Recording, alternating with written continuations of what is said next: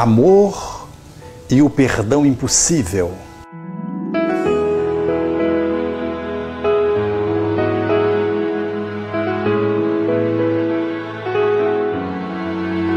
No dia a dia da nossa existência, nós não conseguimos avaliar de que, num dado momento, a nossa vida pode mudar de rumo ou de que algo possa se suceder que altere radicalmente a nossa existência.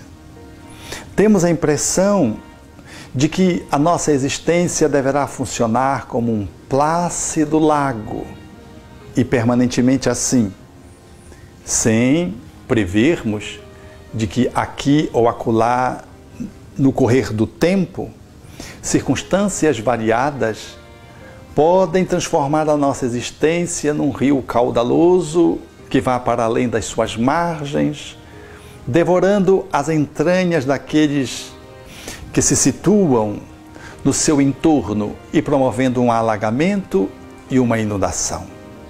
Raros de nós somos capazes de avaliar que pode surgir no curso da nossa vivência existencial uma ocorrência que altere substancialmente a nossa estrutura de estabilidade de vida.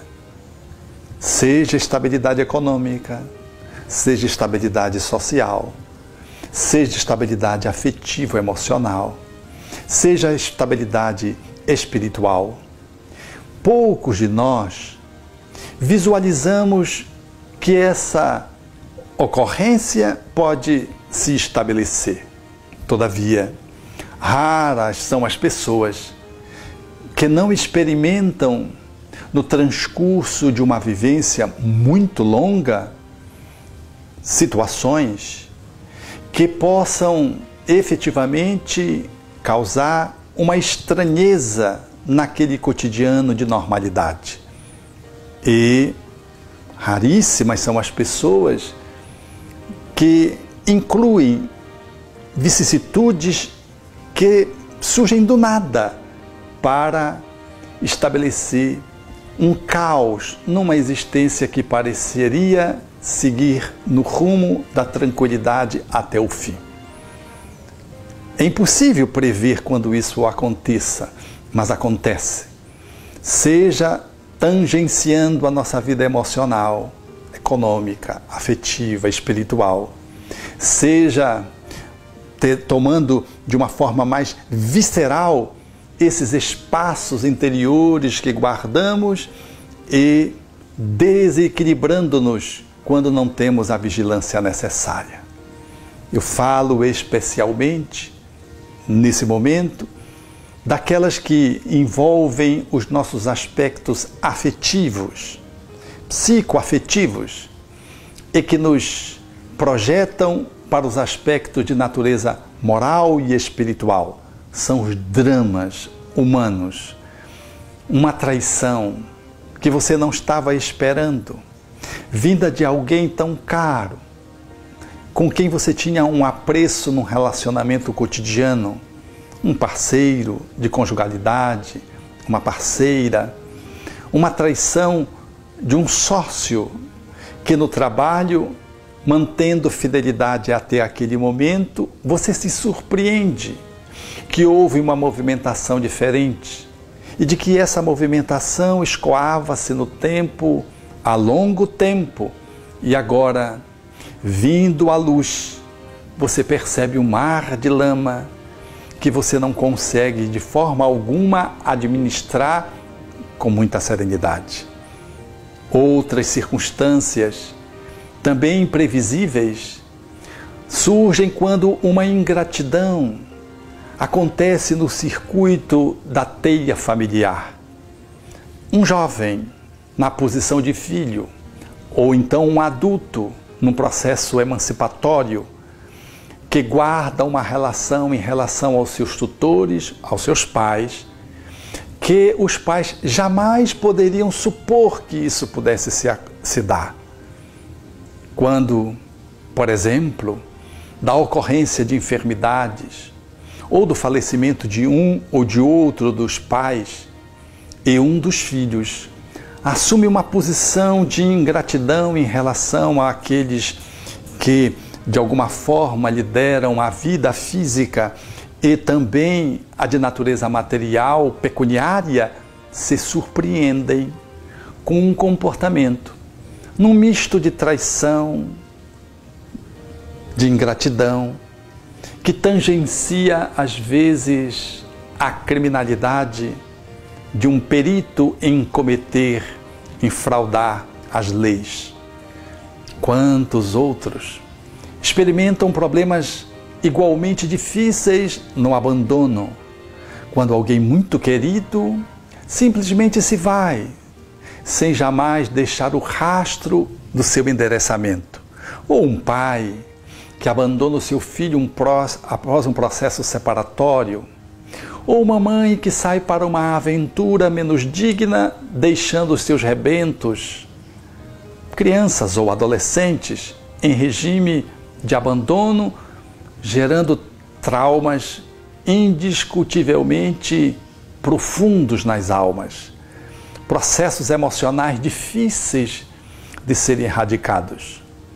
Mas o que dizer de outras situações não menos importantes ou tão graves ou mais, como, por exemplo, o assassinato de um ente querido, ou o suicídio de alguém que você ama tanto e que se foi, deixando você não somente no trauma da ruptura, mas também no sentimento de que aquele que foi ingrato, não deu a oportunidade de você ajudar, ou então você se move pelo sentimento de raiva porque não conseguiu ajudar aquele alguém.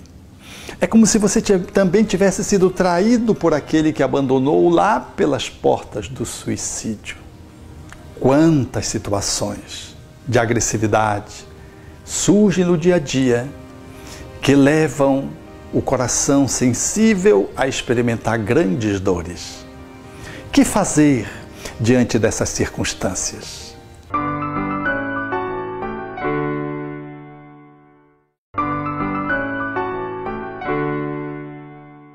Portanto, nesse cortejo de situações imprevistas, é natural que aquele que se vê demandado por esses conteúdos de conflito existencial se coloque numa posição muito melindrosa. É muito difícil manter uma serenidade habitual ou manter-se sereno quando surge um tsunami dessa ordem, quando surge um mar de lama da barragem da confiança rompida, avançando pelas entranhas da estrutura da nossa alma. É muito desafiador poder dar conta de lidar com um abandono que não se supunha que jamais pudesse acontecer, ou de um processo tão grave que culmine com o falecimento de alguém. Assim, é o grande desafio que muitos de nós somos chamados a enfrentar, porque cursa na nossa existência esses eventos, e não são raros acontecerem em cada família e com muitos dos seus membros, afetando a prole por inteira, porque o que afeta um pai, afeta a mãe, o que afeta um filho, afeta os irmãos, o que afeta um membro da família, por extensão, afeta a constelação familiar. Desse modo, aí está posto o grande problema do ser humano, de poder gerenciar conteúdos emocionais que emergem se contrapondo àquela agressão, aquele abandono, aquela injustiça, aquela traição, aquela ingratidão, e às vezes se contrapõe com igual volume ou maior se não tivermos vigilância. Passamos para uma justiça feita pelas próprias mãos. Assumimos um comportamento que está mais calcado no instinto do que numa emoção superior. Pega-nos com tal surpresa e somos tomados por um impulso e reagimos ao invés de fazermos uma pausa para a oração, para a reflexão, a fim de podermos assumir um comportamento diferenciado em face daquilo que aconteceu conosco. O perdão nessas circunstâncias, ele se transforma lapidar e incomparavelmente difícil em relação a todos os outros que já havíamos experimentado numa trajetória de vida. Mas em tudo é assim. Nós experimentamos o menor para podermos facear o maior. Nós treinamos no pouco para podermos dar conta do muito. Temos que ser fiel no pequeno para ser fiel no grande, afirma Jesus. Portanto, esse é o momento culminante, uma virada de esquina, talvez positiva ou negativa, dependendo da nossa escolha. Porque, diante de uma situação como esta, quando não reagimos para fora, nós reagimos para dentro. Quando não explodimos, implodimos. E ao implodir, surge o ressentimento demorado, que pode se converter em ódio e às vezes em desejo de vingança. Quando implodimos, podemos tão somente experimentarmos uma mágoa dilaceradora cultivada continuamente e, em face do outro que foi o protagonista dessa ação e desse comportamento, nós ficamos efetivamente num quadro de intolerância, de aversão absurdos. E, se houver oportunidade, muitas vezes, partimos para a retaliação, ou avançamos para dar o troco, ou quando não, ignoramos o outro, matando-o dentro de nós mesmos, como se isso fosse possível. É aí nessa ocorrência que o perdão ele surge de uma forma a se colocar luminosamente como filho do amor, porque só perdoa quem ama. Ninguém se magoa com uma pessoa que lhe é indiferente.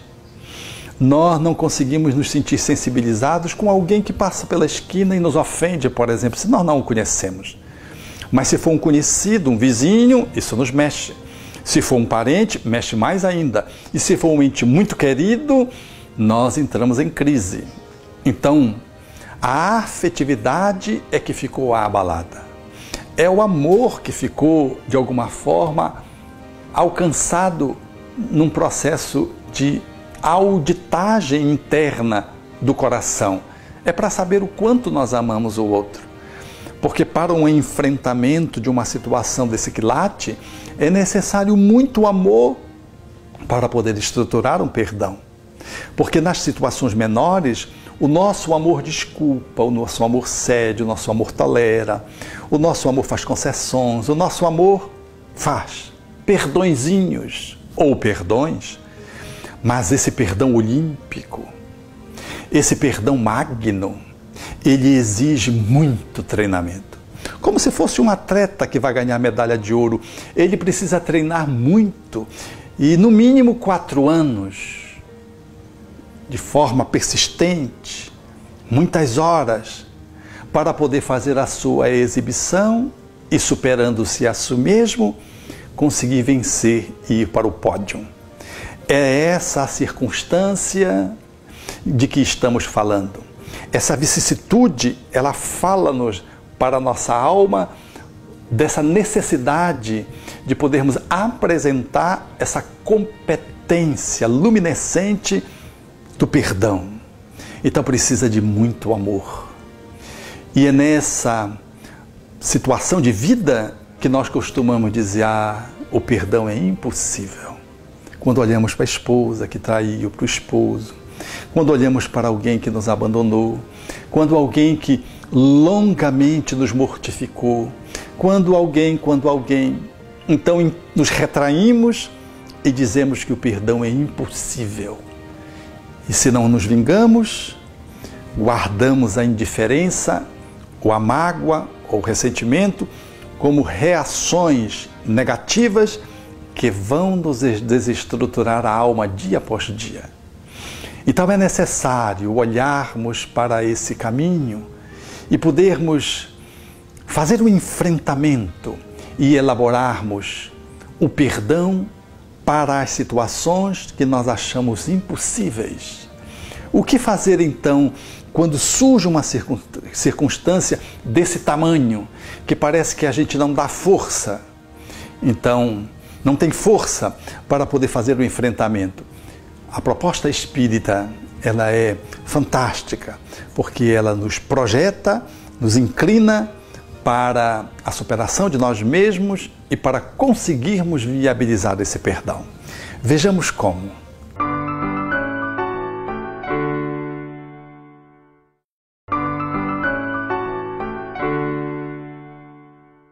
Assim, se a situação é muito dramática, o primeiro passo é não reagir. Fazermos uma pausa, um retraimento, buscarmos alguém para fazermos o nosso desabafo imediato, para que aquilo não nos tomando de surpresa, não dirija a nossa alma e não nos arraste para um comportamento de revide imediato. Uma pausa, na qual nós fazemos o choro, a fala, nós colocamos a nossa raiva, colocando para alguém, colocando para fora, conversando com alguém que não é o interlocutor, a fim de podermos sair daquele momento inicial que é o mais crítico, que é quando nós cometemos um crime às vezes. É necessário, portanto, nos recolher um pouco, dar um tempo, a fim de apaziguar o coração para poder fazer os movimentos que devem ser feitos a posteriori. Como faz o timoneiro de uma grande nau no oceano, por exemplo, um comandante, que em percebendo uma situação de tempestade acentuada, ele se aproxima de uma ilha e faz a sua ancoragem, a fim de deixar que aquela situação de mau tempo passe, para que ele possa retomar a sua caminhada, a sua ação, o seu objetivo, o seu roteiro náutico. Assim, nós precisamos fazer. A oração nos ajuda nesse momento de recolhimento a que possamos dar essa pausa necessária. Depois, em avaliando a situação em que fomos afetados, deveremos estruturar comportamentos que crescentemente deverão se somar na direção do nosso objetivo colimado. O objetivo deve ser o perdão. A nossa escolha deve ser o perdão, ainda que nos pareça impossível a princípio. E será uma violência tentar o perdão de uma forma artificial, hipócrita, porque nós estaremos fazendo um trabalho interno que não condiz com a nossa natureza, com o nosso nível de consciência. É melhor dizer que precisamos de tempo, é melhor confessar a nossa incapacidade circunstancial, mas sem desistir do objetivo, do rumo, da meta. E assim, diante de uma situação tão difícil, o evitamento do contato no início é sempre de bom tom. Até porque ele se torna quase sempre negativo, inviável e destrutivo.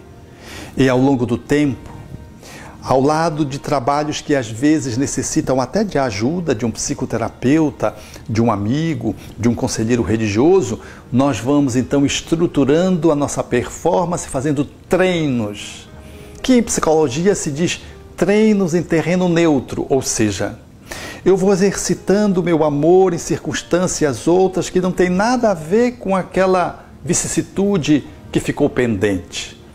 Ao treinar, amar, ceder, conceder, tolerar, nós estamos fazendo a amplificação de um amor que nós precisamos ter para poder fazer a viabilidade do perdão. Ou seja, começarmos a treinar perdões em outras circunstâncias, exercitarmos o amor em várias outras circunstâncias adversas, sem que o alvo esteja naquele momento sob a nossa mira, mas com a compreensão de que aquele trabalho indireto vai nos fortalecer para que num dado momento nós possamos, então, agora mais maduros emocionalmente, eticamente melhor postos, sem nenhuma hipocrisia, consigamos viabilizar um volume de amor capaz de estruturar um perdão possível naquilo que parecia impossível. Então, é a fisioterapia do amor. Assim como alguém, para levantar um peso, precisa começar a treinar com os pesos menores, porque não tem força, e se lesaria em tentar fazer o erguimento de um peso maior, nós, igualmente assim, devemos fazer como o levantador de peso, treinando com os pesos menores a fim de ganharmos a estrutura da alma para fazermos o enfrentamento do nosso objetivo último. Não exigimos da criança aquilo que podemos pedir de um adolescente. E não pedimos de um adolescente aquilo que só é solicitado ao adulto. É todo um processo de amadurecimento. Compreender que para aquela circunstância eu sou criança e não tenho condições de perdoar porque tenho pouco amor, um amor ainda imaturo para lidar com aquela circunstância, é bom senso. É verdade do autoconhecimento e é de bom tom. Avaliar de que eu sou um adolescente e aquela situação me exige a maturidade de um adulto é, igualmente, na relação do perdão, igualmente de boa lembrança. Saber que eu ainda preciso de um pouco mais de tempo para fazer o enfrentamento da ingratidão, da injustiça, para poder fazer o enfrentamento daquele que assassinou o meu filho, daquele que me abandonou, para poder rearticular o contato com o pai ou com a mãe, depois de 15 anos de abandono, de negligência ou de rejeição. É necessário nos estruturarmos, a fim de buscarmos essa pendência que também nos afeta a alma. Porque perdoar, alcançar esse nível, não é para atender o outro, simplesmente é sobretudo para atender a si mesmo. Porque quem guarda o ressentimento, a mágoa, a indiferença mórbida em relação ao ente querido que cometeu algum tipo de deslize, é pior para quem guarda. É segurar a brasa que queima e requeima, achando que o outro é que está sendo ferido. A mágoa faz mal para quem guarda a mágoa. O ressentimento é dilacerador para quem guarda o ressentimento. E se você não resolve nessa vida, resolverá na outra. Mas por que deixar para outro o que pode ser feito nessa? Reconcilia-te com teu adversário, diria Jesus, enquanto estás a caminho com ele, para que mais tarde não sejas entregue ao juiz, à consciência, e depois ao oficial de justiça, aos benfeitores espirituais, e sejas encerrado na prisão, um novo corpo, nova encarnação, e não sairás de lá até que tu resolvas no último centavo a tua pendência. Resolver hoje por nós mesmos e também pelo outro. Libertar-se, porque quem guarda mágoa está aprisionado no sentimento em relação ao outro. Quem não consegue resolver a sua encrenca interna e negligencia o perdão, adia o seu processo de saúde mental, espiritual, mas de saúde emocional, mas de saúde física, porque esses desequilíbrios, eles acabarão por desaguar no corpo. Por isso Jesus tinha razão quando colocou na oração dominical, quando se dirigindo ao Criador, dizendo: Pai, perdoa-nos, à medida que formos perdoando aqueles a quem temos ofendido, os nossos ofensores, o perdão numa via ou noutra. Perdoar, ser perdoado por Deus, à medida que formos perdoando aqueles que nos agrediram, nos machucaram, foram injustos, nos abandonaram, é uma medida de alguém que quer se alinhar com a saúde integral e quer ser livre num perdão que era impossível e depois se torna viável em função do amor, da fisioterapia amorosa que foi estabelecida por mais ou menos um longo ou um médio tempo. Insista, não se abandone, vá em frente.